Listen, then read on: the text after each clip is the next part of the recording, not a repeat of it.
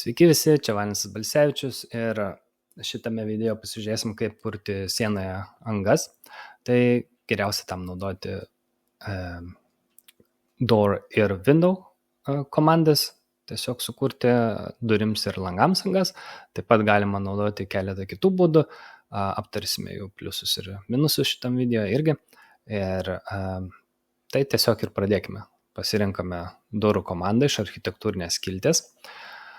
Šeima yra M-Door Opening šitame projekte. Architektai turės kitokias šeimas atitinkamai pagal projekto šabloną. Čia yra šeima, kuri neturi jokių architektūrinių elementų, tik tai pačią angą. Neturi nei rankenų, nei varčios, nei staktų. Taigi, mums, kai konstruktoriams tai tinka, pasirenkame angos dydį, kurį norime turėti, arba tiesiog edit type pasidarome duplicate ir susikūrėme savo dydį, naudodami šitus parametrus. O toliau viskas paprasta. Kiekviena duris gali būti sukurta tik tai ant sienos ir jinai užims, standartinė šeima užims visą sienos plotį. Taigi, jeigu tik tai paspausiu ant sienos, duris iš karto atsiras ir anga sienoje bus sukurta. Pasižiūrim 3D vaizde, matome durų angą. Tas panašiai dirba ir langai. Pasirinku langą, taip pat turiu šeimą, kuri yra tik tai anga, pasirinku angos dydį. Čia dar vienas svarbus yra parametras sill height, tai yra, kur bus palangės apačia, tai angos apačia, kai aš paspausiu kurti langą. Tai jeigu paspaudžiu dabar ant sienos, matome Revit pranešimą, kad nei vienas elementas nėra matomas šitame vaizde, kai mes sukūrėme. Nors jisai elementas sukurtas, tačiau mes jo nematome vaizde. Jeigu nueisiu du kartus praktilsiu ant šito ir nueisiu į pietinį fasadinį vaizdą, pamatysiu, kad mano lango anga taip jinai yra sukurta, tačiau pirmo aukšto vaizde aš jos nematau. Tai kodėl taip yra, jeigu šitą pasižymėsiu, sill height yra 600, tai pasižiūrim taip, tai yra nuo pirmo aukšto lygio 600 dabar turime, o jeigu nueisime į pirmo aukšto vaizdą ir nueisime į view range nustatymus, tai pamatysime, kad čia tokį paveiksliuką galime pamatyti, ką reiškia šitie visi nustatymai. Ir mums reikia, kad pjūvio plokštuma eitų per langą. Šiuo metu yra nustatyta, kad jinai yra 100 mm nuo pirmo aukšto lygio. Ne? Tai jeigu nueisim į pietinį vaizdą, tai reiškia, kad mūsų plokštuma yra kažkur tai čia, galbūt, pjūvio, už tai mūsų langas ir nesimato tame vaizde. Nu va čia, jeigu tiksliai, tai kažkur šičia mūsų pjūvio plokštuma. Taigi nesimato mūsų langas. Todėl reikia nuėjus į pirmą lygį pasidaryti, kad pjūvio plokštuma eitų per langą. Tai aš tarkim įvesiu 1000 mm, o viršaus plokštuma visgi turėtų būti aukštesnė negu pjūvio plokštuma. Bent jau taip pagal paveiksliuką. Netgi aš, jeigu paspausiu apply, jis man neleidžia, taigi reikia padaryti, kad būtų aukščiau. Tai tarkim 1200 ir spaudžiu apply, ok, ir dabar jau matau savo langus ir kiekvieną langą naują kurdamas jau matysiu, kur ta lango vieta ir kur jis yra. Tai va, tai taip galime kurti langus. Jeigu kitaip kurti angas yra daugiau būdų, pavyzdžiui, nuėjus į pjūvį ar fasadinį vaizdą, aš galiu pasirinkti, kad kursiu opening su wall komanda.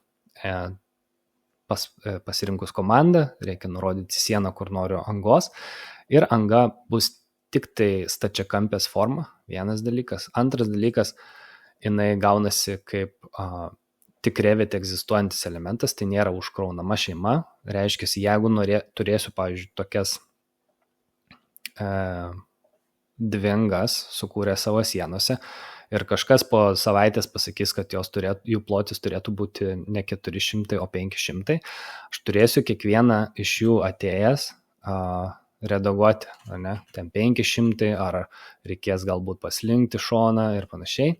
Tai turėsiu kiekvieną iš jų tą patį padaryti. Kai tuo tarpu su langu, jeigu aš, tarkim, turiu pasikeitimus ar ne, pasižymiu savo langus visus ir sakau, na, jų iš tikrųjų plotis turėjo būti 1000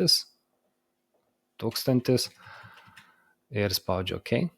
Tai jie man visi iš karto bus paredaguoti, taip. Tiesa, man jų čia visų nereikėjo žinėti, nes čia yra tipo parametras, todėl pakeitus šitą reikšmę, iš tikrųjų pasikeičia visi to tipo langai, ar ne? Tai dėl to naudojant šeimas yra daug patogiau dirbti ir paskui sutvarkyti informaciją. Tai šitų iš viso iš tikrųjų nerekomenduočiau naudoti ir lygiai taip pat nerekomenduočiau daryti pažymėjus sieną, edit profile ir nubrėžti, kur noriu angos, ar ne kažkokius. Nes vėl lygiai taip pat yra nepatogu šitą dalyką tvarkyti, todėl kad jeigu noriu vėl aukščiau žemiau padaryti, vėl turiu pasižymėti sieną, edit profile, ateiti į pjūvio vaizdą tinkamą, kuriame galėčiau matyti, kur ta anga turėtų būti ir vėl ją tvarkyti tokiu būdu. Tas nėra irgi patogu, ypač jeigu daugiau tokių pačių angų turime projektą.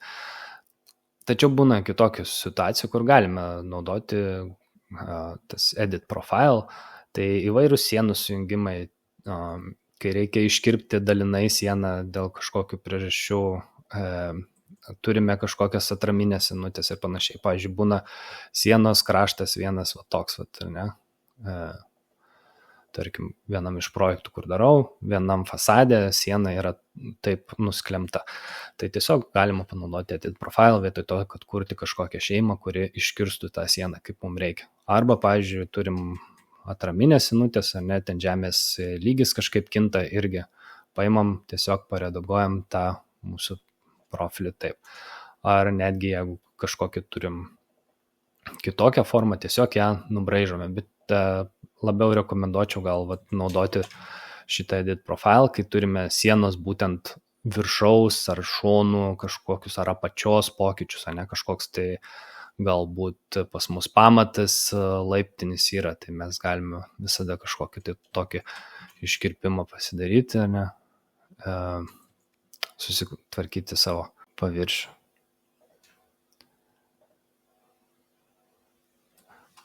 Tai šitą sieną irgi ištrinsiu.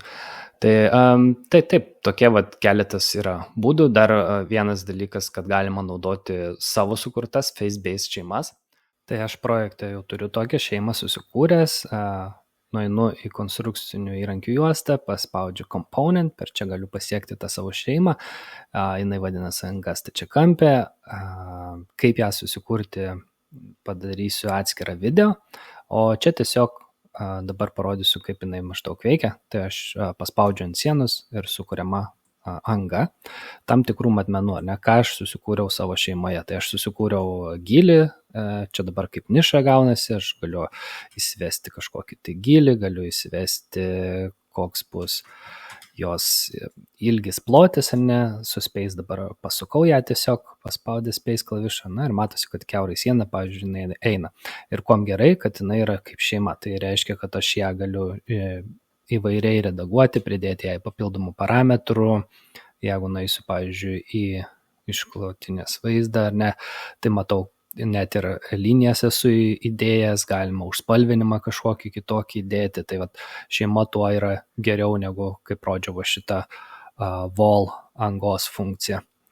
Tai ją patarčiau naudoti ir laikytis tos tvarkos, kad tarkim durims naudojam durų šeimą, langams langų šeimą, o šitą galim naudoti tarkim kažkokios tai ventiliacijos ar vėdinimo ar ne, angoms sukurti tokią šeimą panaudojame.